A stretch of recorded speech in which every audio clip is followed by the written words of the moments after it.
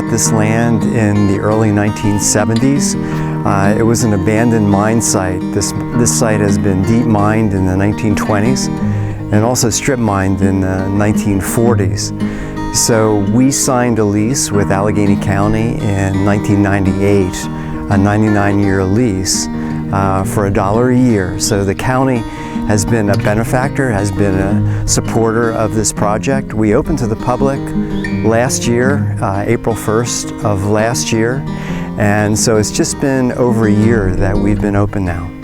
So we inherited some of the legacy, some of the problems of the past mining practices. And specifically, there are 3 ridge tops on the property that we have, and there are 4 streams that originate on the property. And 3 of those 4 streams were very badly polluted with acid mine drainage.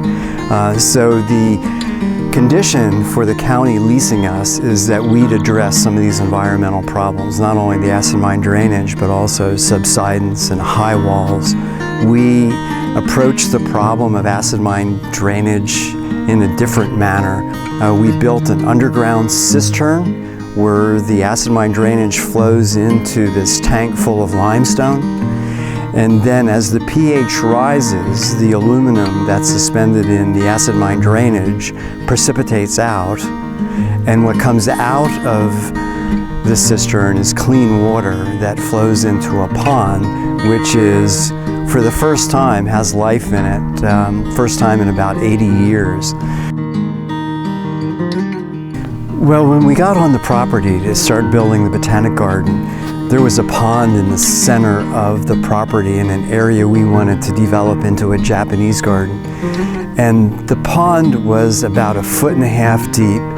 It had the string algae, the dark green string algae that thrives in the low pH water, the acid mine drainage.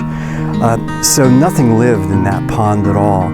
And not only the water was bad, but also it was a dump. It had been used as a dump for a long time. So there were old refrigerators and cars, and there was an old Coke machine that was in there, and tires, and a lot of broken bottles and glass and everything. So we hauled out over 2 dumpsters full of just trash that was in the pond or adjacent to the pond.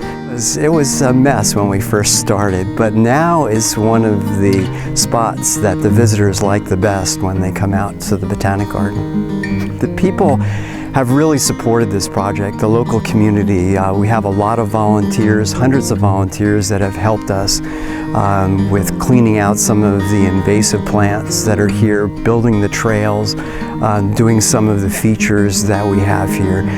We have weddings this weekend right here in the Dogwood Meadow, where we have over 500 native dogwood trees that have just naturalized into this area. We have 2 weddings that are planned. So it's a community asset. What was closed to the public, chained off, posted so nobody could enter, is now a community resource.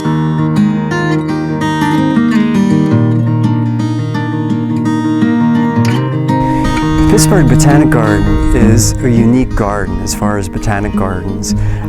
It's the only one in the country that's built on abandoned mine land, and it's the only one that has addressed this problem of the coal legacy and coal mining. So we're cleaning up the water, making this a community asset.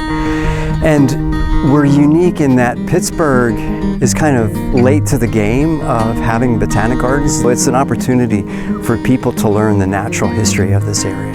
I mean, you can look around here and see, the beauty that we have here. Yes, we have some problems, that we are addressing right now, but I think this is going to really bring people back to nature, and this is our goal, to do environmental education here too, and just get families and children back into nature and have them experience just the beauty and how beautiful this can be, the natural environment.